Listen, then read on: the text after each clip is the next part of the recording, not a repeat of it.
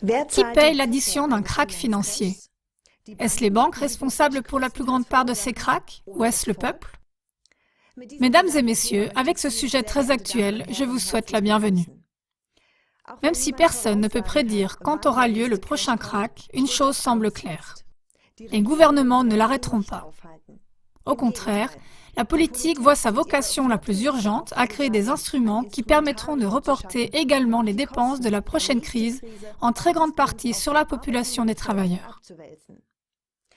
D'une part, c'est dans ce but que fonctionnent les programmes d'austérité, c'est-à-dire l'abaissement des retraites et des salaires minimums, les augmentations d'impôts et aussi les licenciements de fonctionnaires. Un second instrument est le bail-out, le sauvetage des banques privées au moyen de fonds publics. Mais parce que cela ne suffira pas, les politiciens ont déjà établi juridiquement le bail-in proposé par le FMI.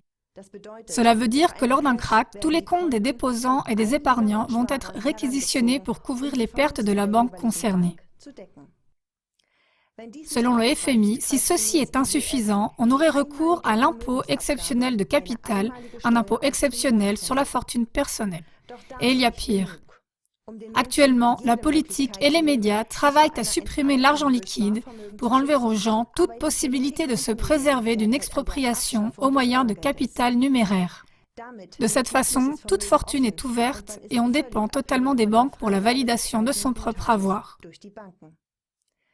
L'abolition de l'argent liquide et l'instauration du totalitarisme économique faisaient partie des sujets de la conférence des Bilderberger à Telfs. Conclusion.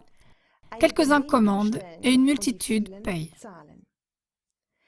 Pour que cette multitude, c'est-à-dire la population des travailleurs, ne soit pas livrée sans défense aux intentions de ces quelques-uns, nous continuerons à vous tenir au courant des prochains événements.